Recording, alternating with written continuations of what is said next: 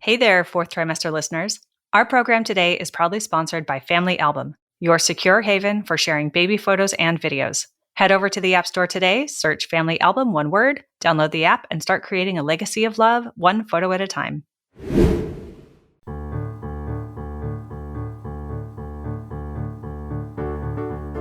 Hi, I'm Sarah Trott, and welcome to the Fourth Trimester Podcast.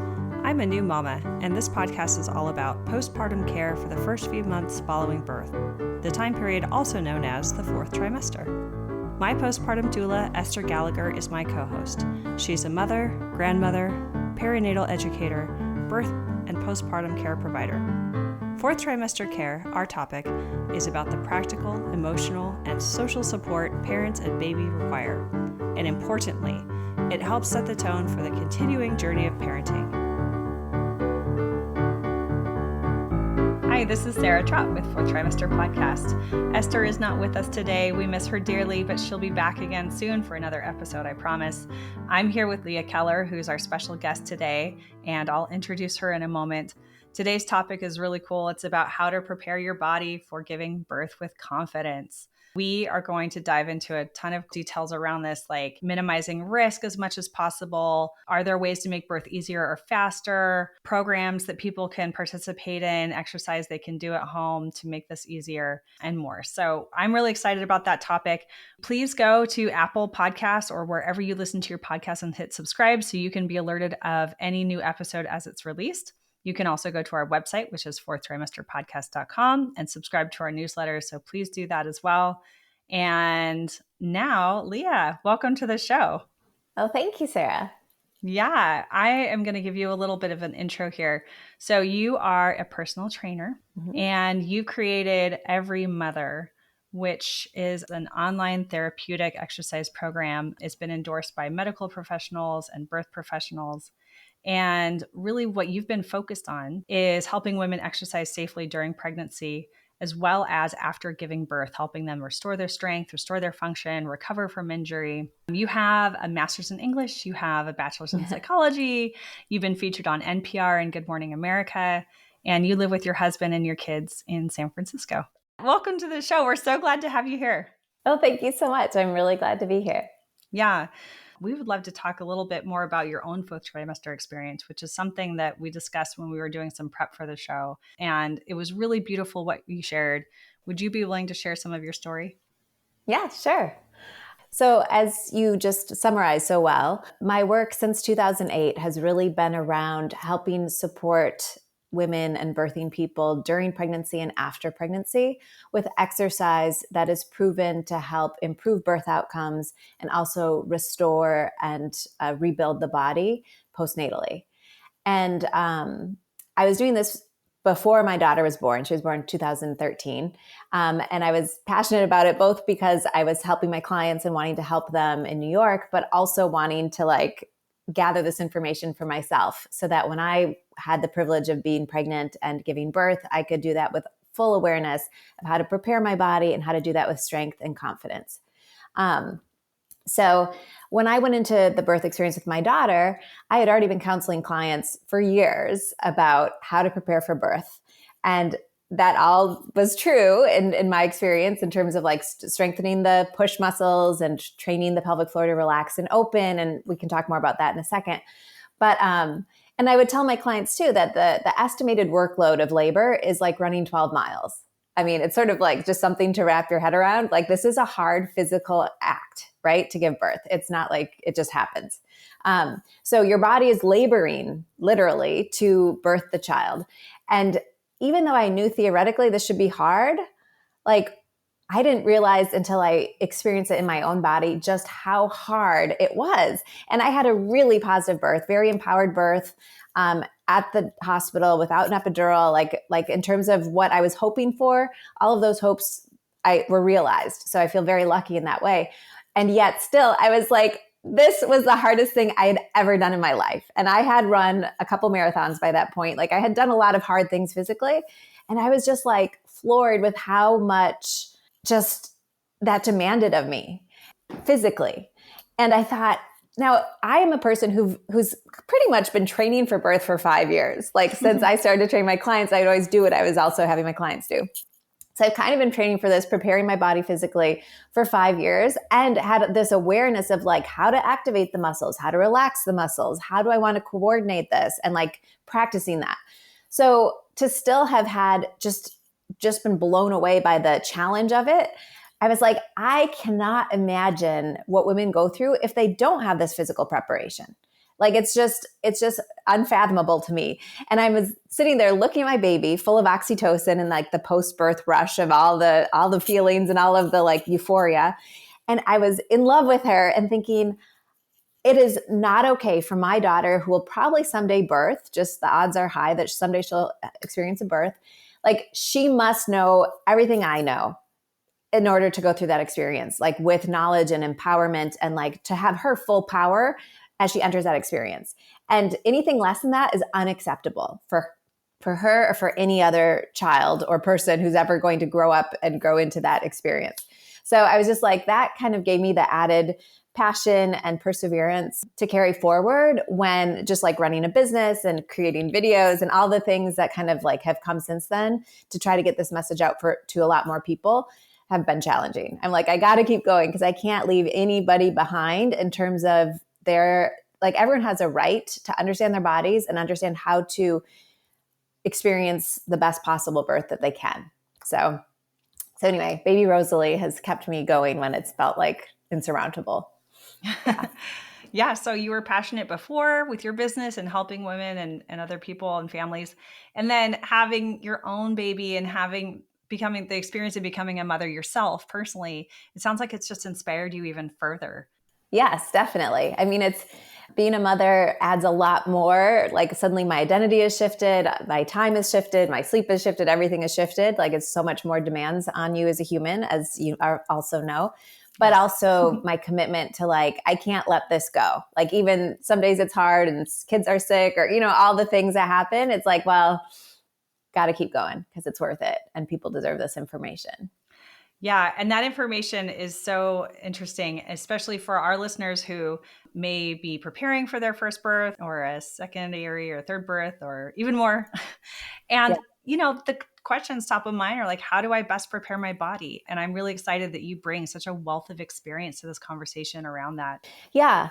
And there are a lot of published studies. And if you want to kind of review a summary of them for anybody who's really into like digging deep into the literature, ACOG, the American College of Obstetricians and Gynecologists, released their most recent statement on physical activity and exercise during pregnancy and postpartum in 2020.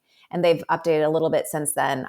But that's the most recent full statement. And they summarize a lot of this research that I'm going to refer to. But they currently recommend that all women who are having an uncomplicated pregnancy exercise during pregnancy, even if they were previously sedentary, because the benefits are so strong and the risks are so low.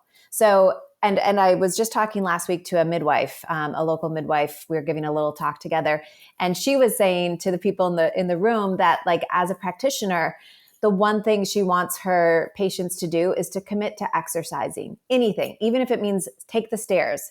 Whenever you have the chance, take the stairs instead of the elevator, or park the car further so you need to walk to the car. But like baby steps, but the more you can work physical activity into your life, the more you will enter birth with strength and stamina. And one of the biggest causes that can lead to surgical intervention in birth, which has higher risk than a vaginal delivery or an uncomplicated vaginal delivery, is maternal exhaustion. And it's just physical exhaustion. And that can really be improved when you enter birth training, having been active during that pregnancy. So you're not trying to do this hardest thing you maybe have ever done physically, being deconditioned and sort of like, well, I've exercised the least I ever have because I thought I should take it easy during the pregnancy. So while we want you to relax and take it easy, we also want you to balance that with good activity so that you do have that strength physically and that confidence mentally that you can do it. So you can avoid some interventions that might be avoidable. So anyway, so to go back, like, what are my recommendations for exercise during pregnancy? Well, in broad strokes, to do weight-bearing activity. So, swimming is also nice. Swimming feels great during pregnancy, so I'm not against swimming, but you get a little bit more bang for your buck if you just go for a walk outside every day. Like like that is a great starting place. And if the weather isn't good where you are, you can walk on a treadmill. A little incline is nice, so that like if you're doing something cardiovascular, such as walking or biking or swimming or any activity like that, you do want it to be challenging enough that you can't sing an opera. So you shouldn't be able to sing while you're doing it, but you also don't want to be so breathless that you couldn't have a light conversation. So, go for a walk with a friend. That's a win-win. You get to talk and catch up with somebody, and you can like have a light conversation. So that tells you you're working hard, you're breathing heavily a little bit, but you can still talk. So that's a good way to gauge like how hard should you be working. But having some cardio that's weight bearing in your life, if that's the only thing you can do, that is awesome. That is so awesome. In our app with Every Mother, we specialize in core and pelvic floor training for birth. So as you can imagine, the abdominal muscles, the deep abdominal muscles, are very actively involved in the pushing process, and also in stabilizing and posture and preventing low back pain, which is so common during pregnancy and largely preventable if we can learn how to distribute the weight appropriately to the core. And we also train the pelvic floor muscles, both so that they have good, healthy muscle tone, because when the baby is coming out, if that muscle is toned, it is more elastic, like a rubber band, than if it's very flaccid and weak. And so it's less likely to tear if you have a strong pelvic floor. Now, when I say strong pelvic floor, some people are like, oh, well, I don't want to kegel. I don't want to have too strong a muscle. I don't want to be tight, right? So your body will expand, but you want to be able to like engage the muscle fully. And this is true of like all the muscles in your body, but right now we're talking about the pelvic floor. But you also need to practice, and we practice in our app and in our exercise videos, how to relax fully and lengthen and release that pelvic floor muscle. So you want to have a balance of some strength and some healthy tone in the muscle, so that it has integrity when you go through the birth. But you also want to be able to consciously relax, open, soften, so that you're not getting in your own way when you're pushing the baby out. One other analogy I like to give is a toothpaste tube. So when you're pushing during labor, like, yes, your uterus contracts like on its own spontaneously. So you don't have to consciously contract the uterus, but you are pushing when it's to the final stage of labor. You are pushing the baby out physically with your push muscles. And you're largely wanting to push from the upper and middle abs, so that you're kind of pushing the baby out down through the opening.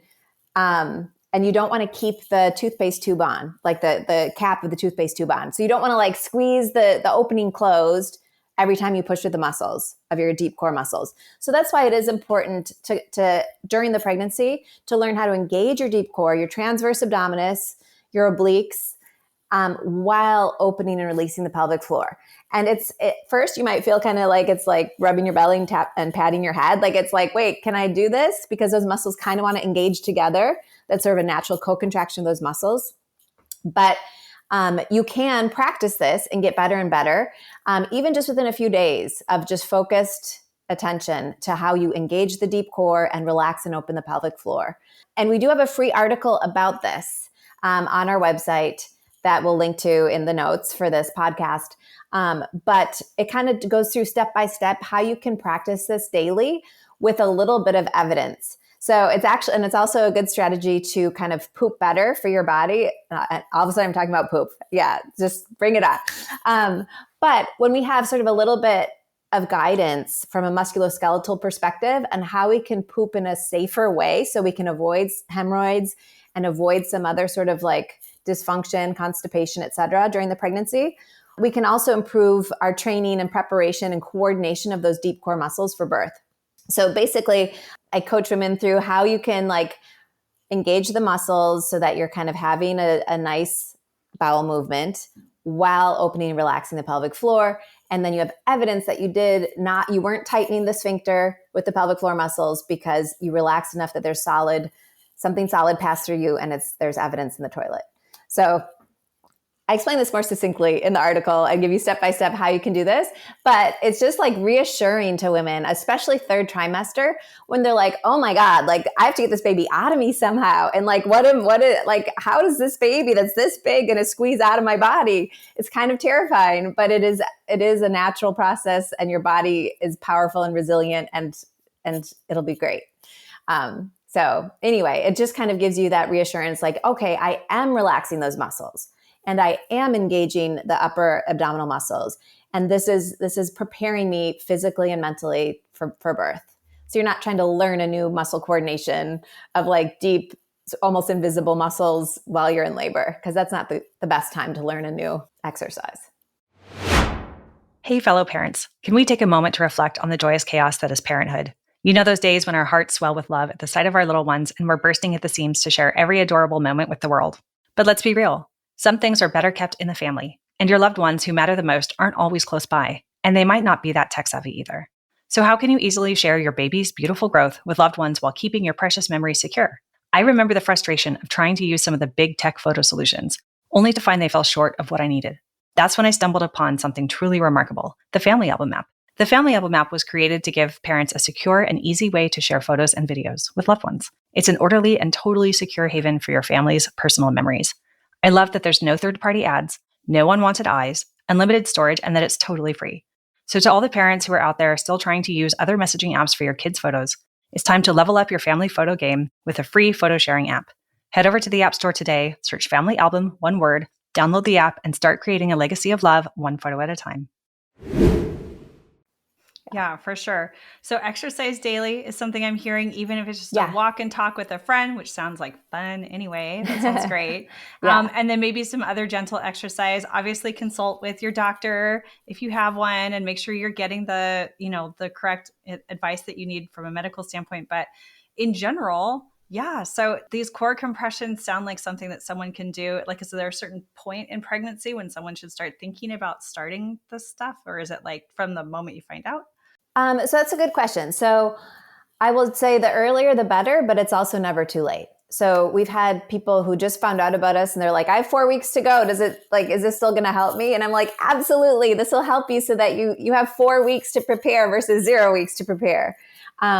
So, I mean, I'd say a lot of people kind of feel more energetic and more like they're ready to embrace an exercise program during the second trimester than they do during the first, because of morning sickness and nausea and just fatigue. So, you don't have to be hard on yourself and like drag yourself if you're not ready. But usually people feel a lot better and have that energy burst in the second trimester. So I'd say if your first trimester, you're like, oh my God, I can't think about doing that. That's okay. But second trimester is really a good time to just like start something like that.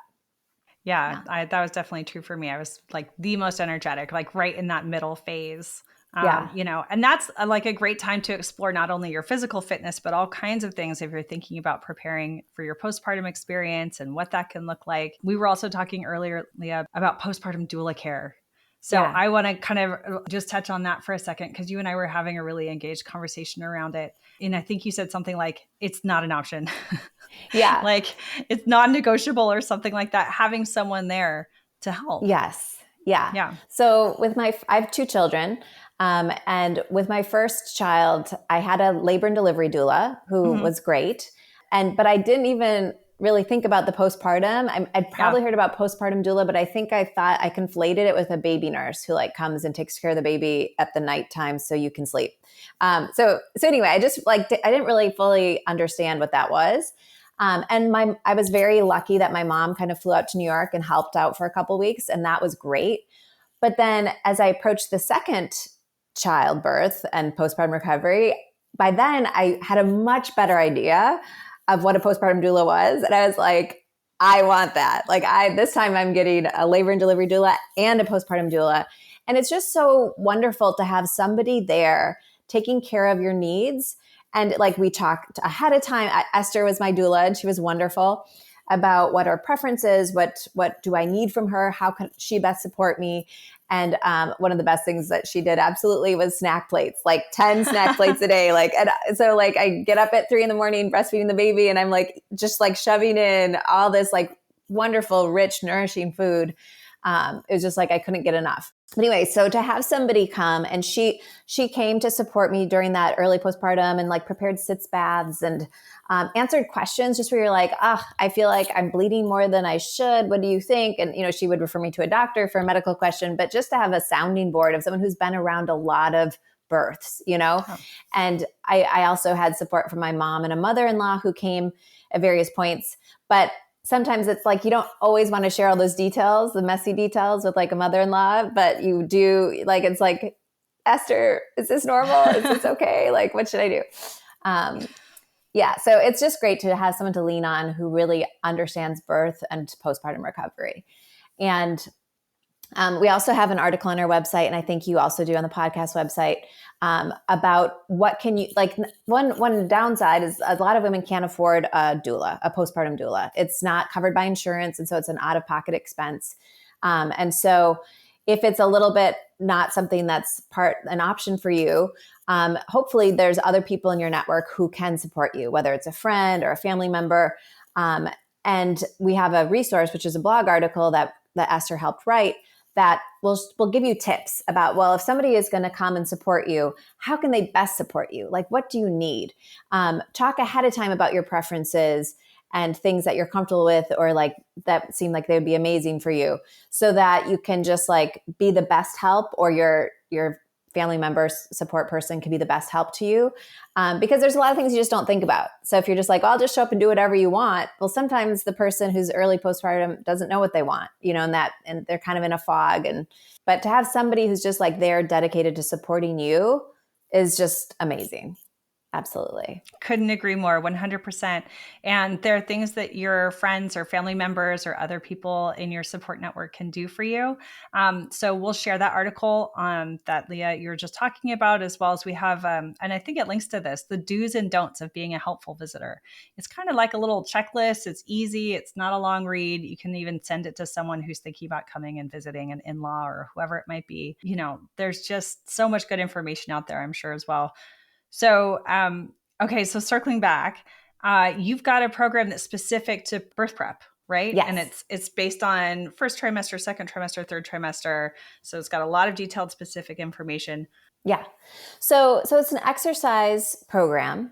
Mm-hmm. And the whole program follows ACOG guidelines. That's that same, overseen body of obstetricians and gynecologists that I referred to earlier. Mm-hmm. So everything is safe. Everything is endorsed by OBs and other birth professionals.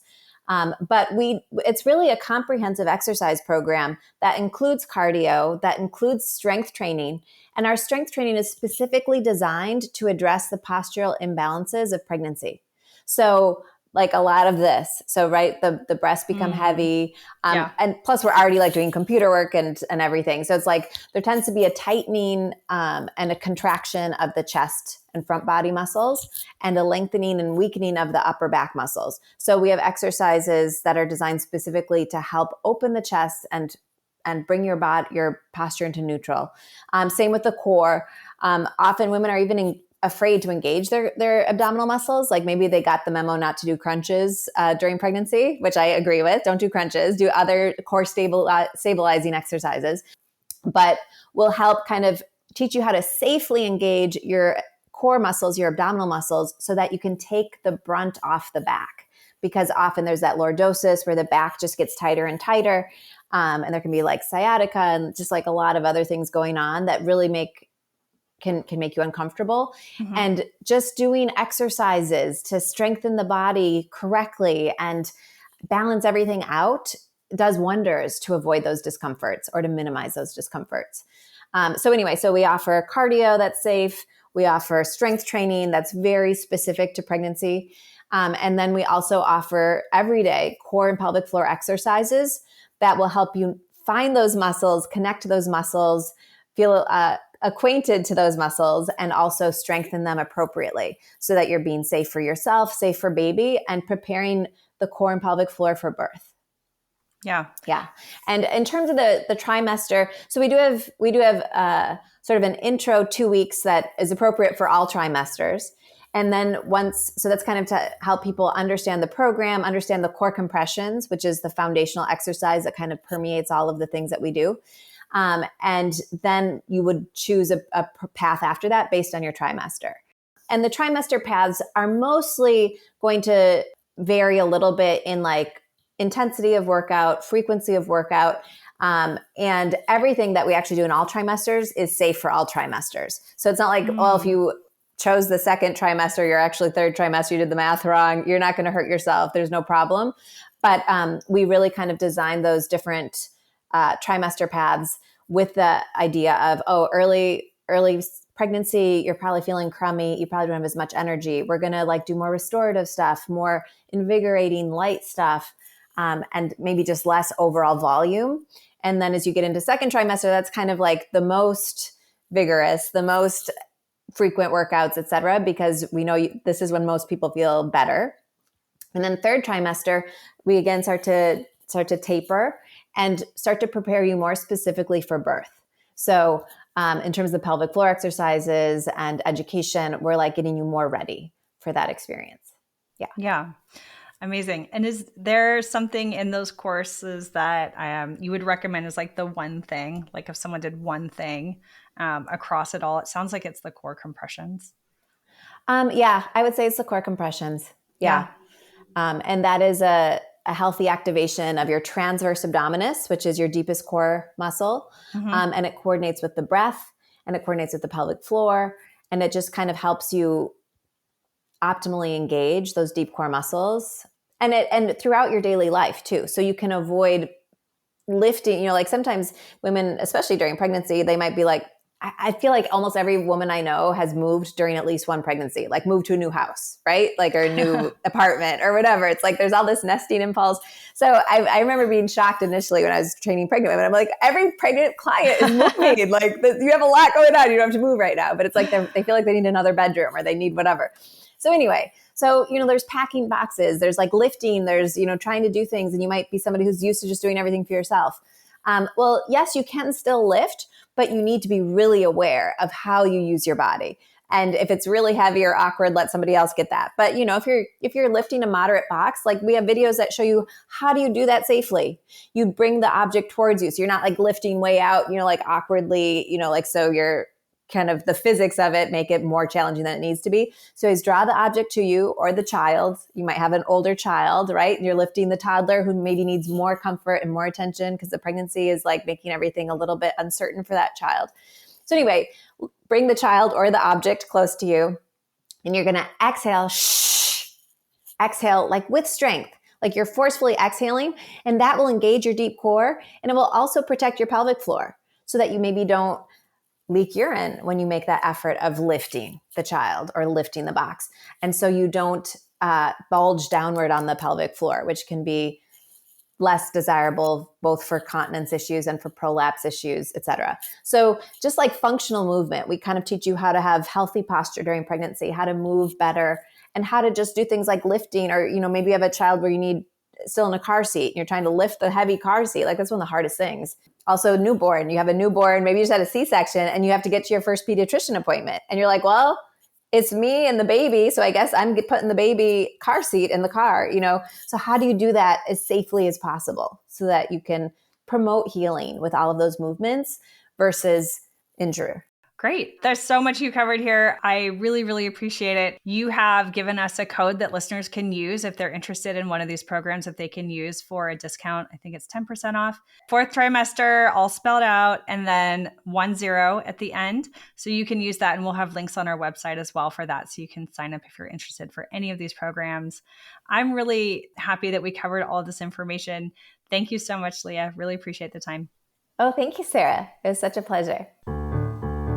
You can subscribe to this podcast in order to hear more from us. Thank you for listening, everyone, and I hope you'll join us next time on the Fourth Trimester. The theme music on this podcast was created by Sean Trott. Hear more at soundcloud.com/Sean Trott. Special thanks to my true loves, my husband Ben, daughter Penelope, and baby girl Evelyn. Don't forget to share the Fourth Trimester Podcast with any new and expecting parents. I'm Sarah Trott. Goodbye for now.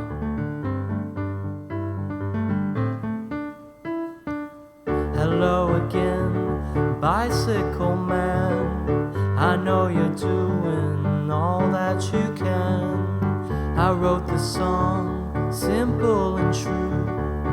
I wrote the song, I'll sing a song for you.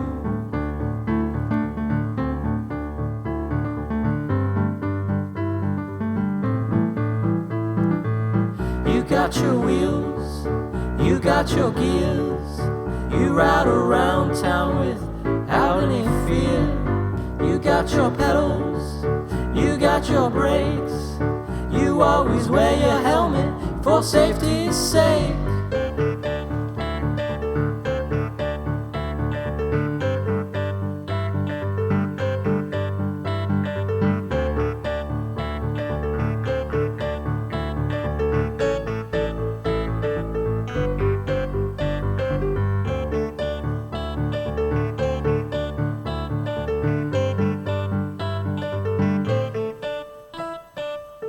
Hello again, bicycle man. I know you're doing all that you can. I wrote this song, simple and true. I wrote this song, I sing a song for you.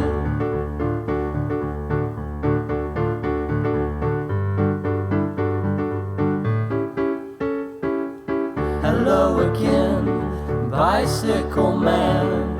I know you're doing the best that you can. I wrote the song, simple and true. I wrote the song, I sing a song for you.